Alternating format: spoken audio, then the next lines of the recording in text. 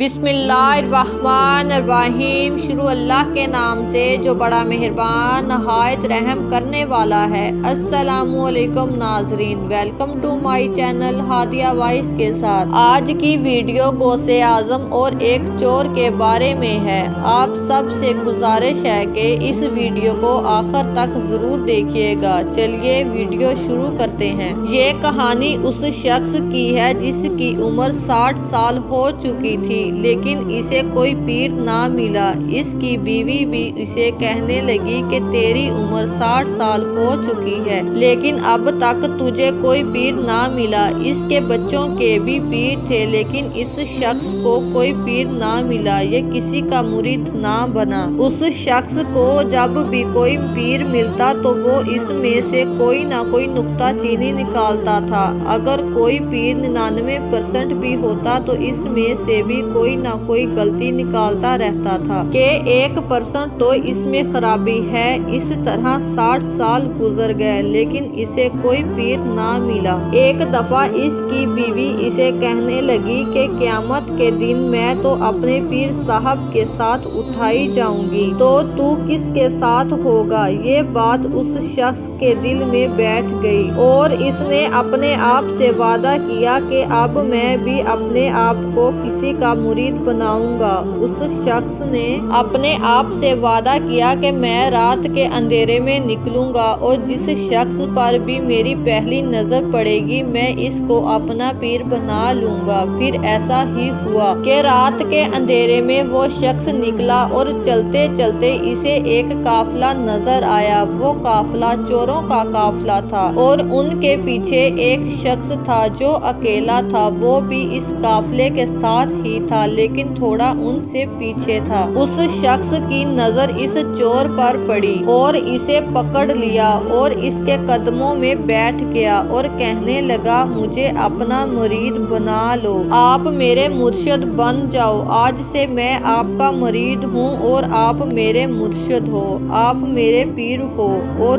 وہ چور کہنے لگا کہ تم پاگل تو نہیں ہو؟ یہ کیسی باتیں کر رہے ہو؟ میں تو خود ایک چور ہوں، تجھے اپنا مرید کیسے بنا سکتا ہوں؟ اس شخص نے کہا، چاہے جو ہو جائے، آج سے میں تیرا مرید اور آپ میرے پیر ہو، چاہے کچھ بھی ہو جائے۔ میں نے اپنے آپ سے وعدہ کیا ہے کہ اپنے آپ کو کسی کا مرید بناؤں گا اور رات کو جس پر بھی سب سے پہلی نظر پڑے گی میں اسی کو اپنا پیر بنا لوں گا۔ اس چور نے کہا کہ وہ قافلہ آگے جا رہا ہے، ہم سارے چور ہیں، یہ سارا چوروں کا قافلہ ہے، تم کیسی باتیں کر رہے ہو؟ میں تم کو اپنا مرید نہیں بنا سکتا، میں تو خود چور ہوں۔ میں نے تو خدایا آج تک اپنی زندگی میں کوئی اچھا کام نہیں کیا۔ لیکن اس شخص نے اس چور کو نہیں چھوڑا اور کہنے لگا، چاہے کچھ بھی ہو جائے میں تم کو اپنا پیر بناؤں گا۔ چور نے اپنی جان چھڑانے کی بہت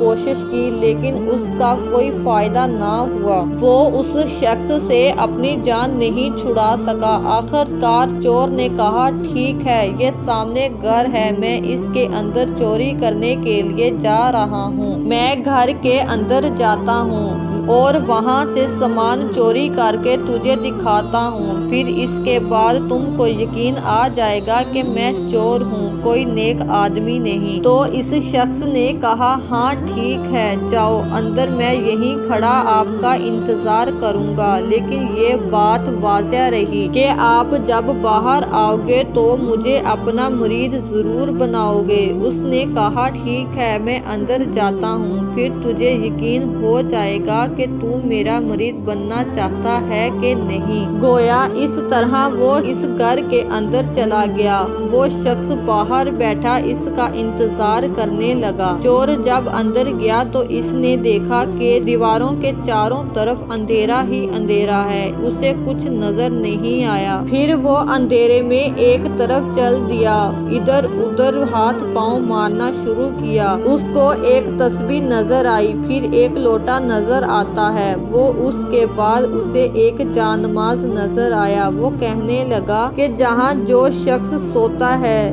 جو جب گھر سے باہر نکلتا ہے تو بہت ہی اچھی حالت میں نکلتا ہے۔ اچھے کپڑے اس نے پہنے ہوئے ہوتے ہیں لیکن اندر سے تو یہ بہت غریب ہے۔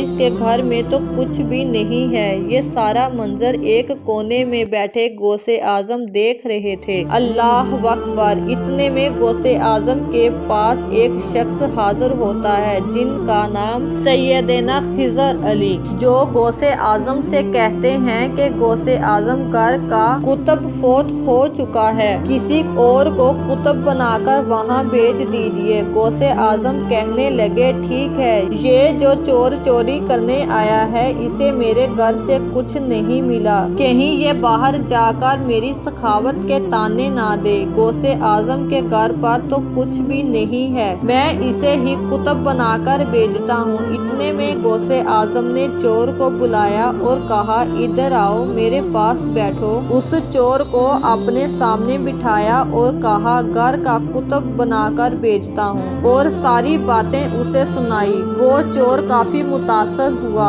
آپ کے چہرے مبارک کو دیکھ رہا تھا۔ اللہ اکبر! اب وہ چور نہیں رہا بلکہ اس کا شمار ولیوں میں ہو گیا تھا۔ سبحان اللہ! وہ ولیوں کا کتب بن گیا تھا۔ 3 دن گزر گئے، وہ چور غوث اعظم کے گھر پر ہی تھا اور مسلسل ان سے فیضیاب ہوتا رہا۔ اللہ اکبر! پھر غوث اعظم نے کہا تجھے یہاں کتب بنا کر بھیجا ہے۔ پھر غوث اعظم نے کہا تجھے یہاں اس لیے نہیں بلایا کہ تو مجھے دیکھتا رہے، میں نے تجھے کتب بنا کر بھیجا ہے۔ وہ وہاں کا خلیفہ بن گیا، جاؤ اور جا کر وہاں کے خلیفہ بن جاؤ۔ اللہ اکبر! اب وہ چور وہاں سے جانے لگا، دروازے کی طرف بڑھا تو غوث اعظم نے آواز دی بیٹا ذرا بات تو سنو۔ اس نے پیچھے مڑ کر دیکھا تو غوث اعظم کہنے لگے کہ بیٹا آج 3 دن ہو گئے ہیں تو میرے گھر سے باہر، تیرا ایک مرید تیرا انتظار کر رہا ہے، جاتے جاتے اس کو بھی اپنا مرید بنا کر لے جانا۔ اللہ اکبر! غوث اعظم نے اسے خلیفہ تو بنا ہی لیا تھا، ولیوں میں اس کا شمار ہو ہی گیا تھا، لیکن ساتھ ہی ساتھ انہیں یہ بھی معلوم تھا کہ باہر کوئی اس کا بے صبری سے انتظار کر رہا ہے۔ اسی طرح وہ شخص باہر آیا، اس شخص کو اپنا مرید بنا لیا۔ اللہ اکبر! اور غرب کی طرف روانہ ہو گیا۔ اللہ تبارک تعالیٰ سے دعا ہے کہ وہ ہمیں بھی کسی نیک شخص کی صحبت اختیار کرنے کی توفیق عطا فرمائے اور علم کی دولت سے مالا مال کر دے۔ آمین ثم آمین۔